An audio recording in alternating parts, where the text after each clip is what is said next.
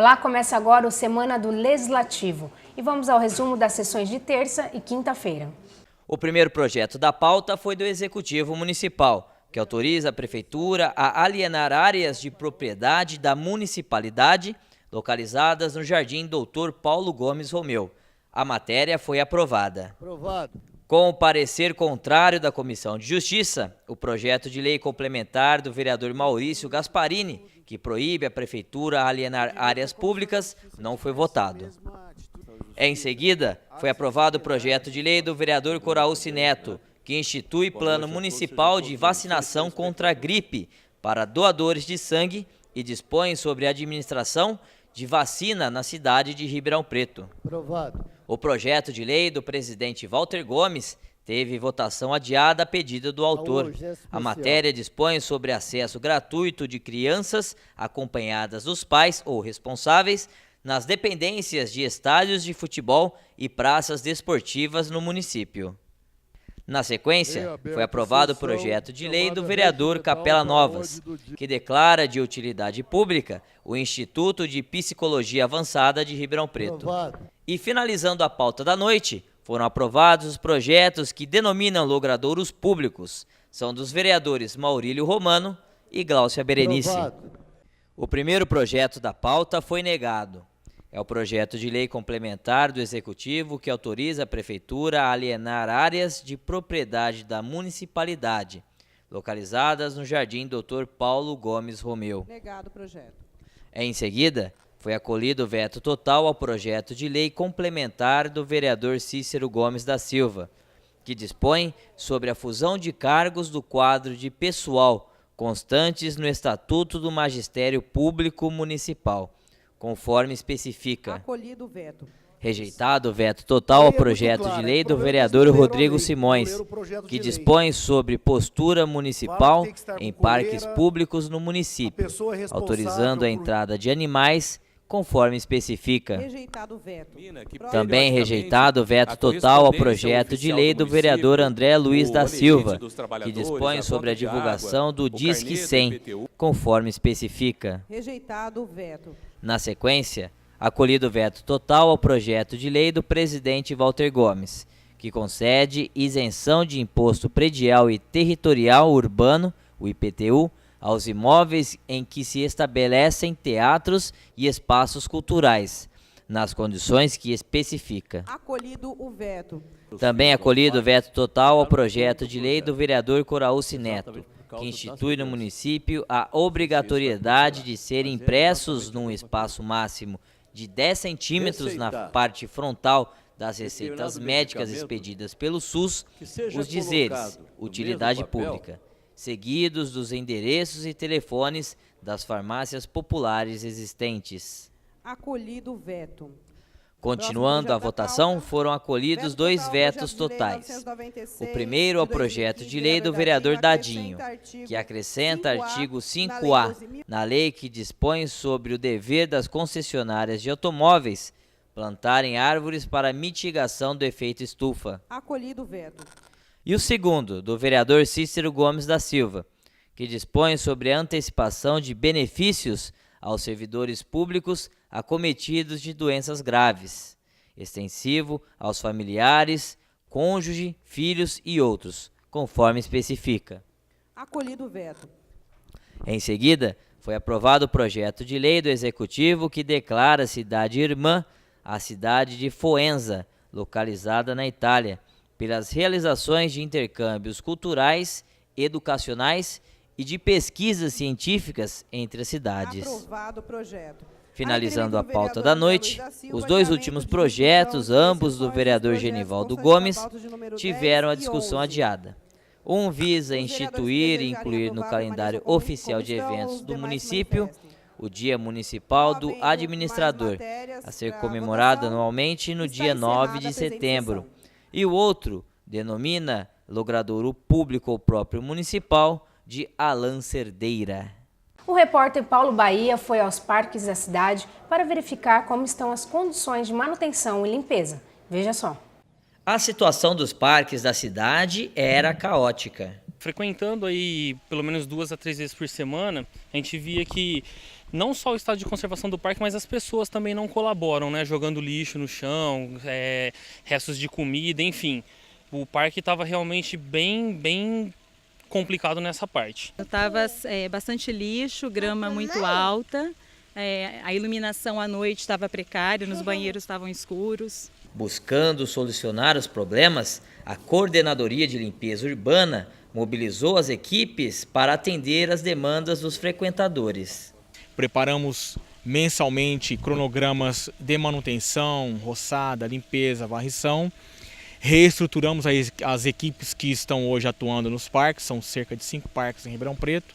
Agora o Parque das Artes também incorpora este quantitativo de próprios para manutenção.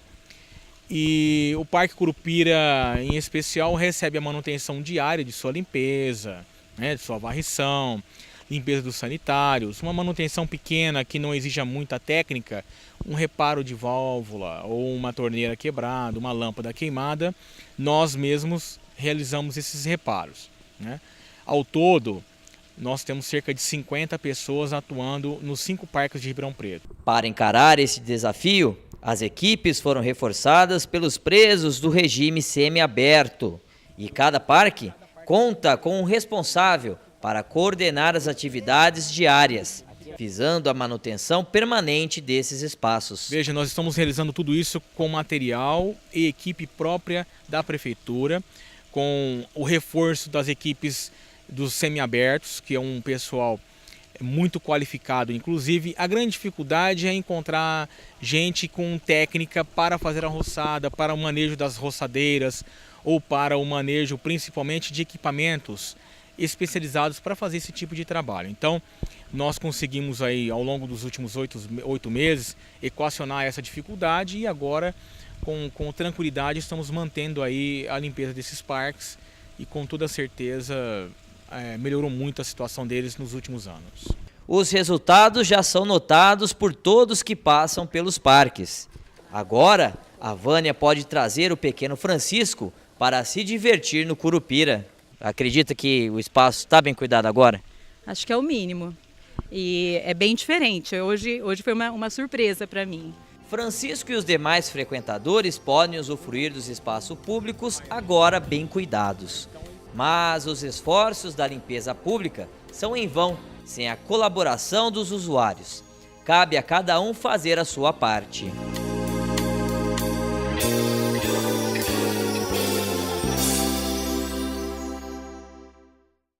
Nossa equipe esteve na DEVIRP, que é a associação que fica no bairro Jardim Irajá, conhecida pelo trabalho realizado com deficientes visuais.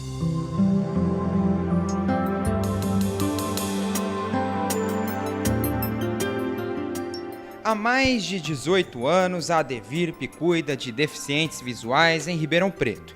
O foco da instituição é o atendimento educacional especializado, social, profissional, esportivo e cultural, junto a crianças, jovens e adultos, sempre buscando a inclusão como um todo, um trabalho centrado também na família, escola e comunidade.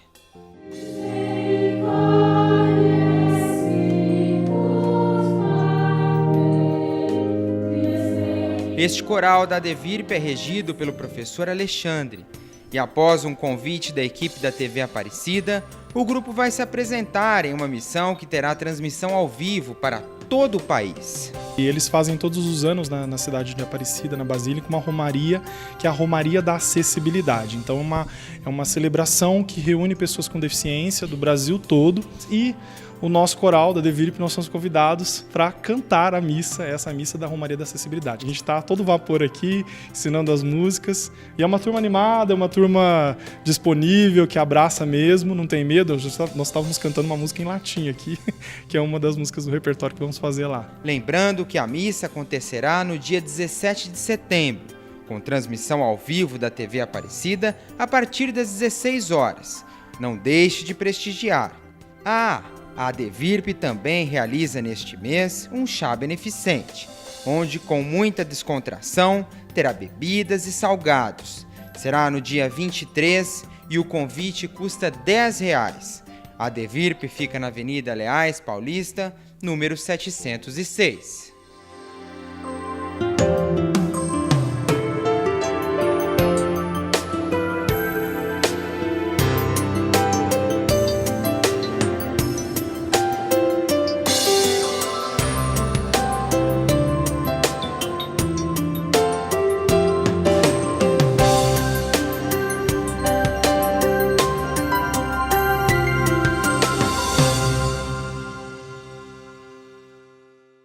Você deve ouvir todos os dias nos noticiários sobre o alto índice de criminalidade na região. Nossa cidade vive a realidade de uma metrópole e o repórter André Luiz Jesus foi às ruas para verificar em quais pontos da cidade a população tem sofrido com mais frequência.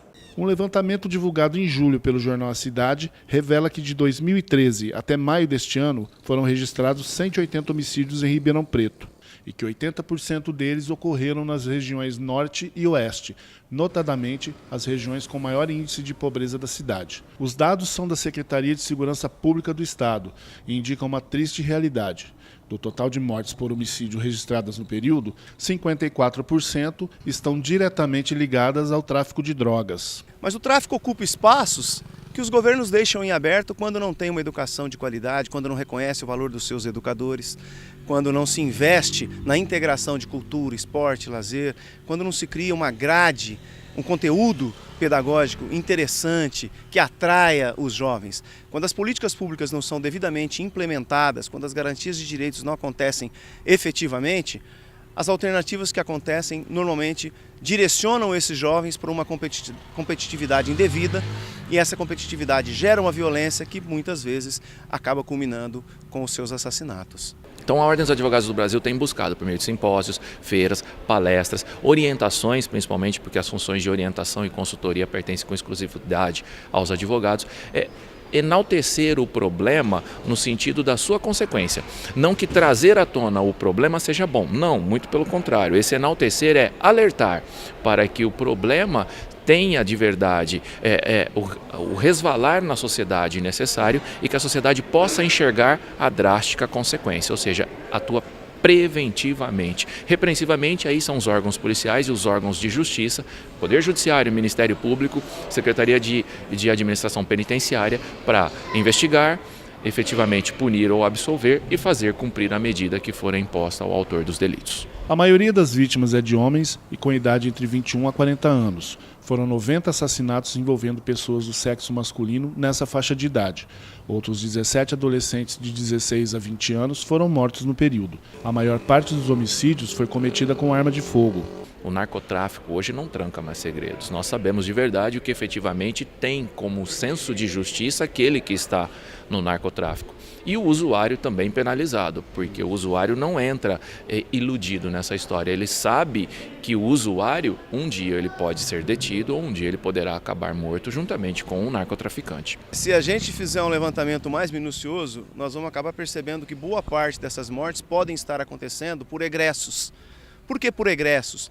Porque são jovens que entraram no sistema penitenciário, foram incluídos em organizações criminosas, fizeram seus compromissos e provavelmente não conseguiram arcar com os seus compromissos e estão pagando a fatura. Este é o preço do crime.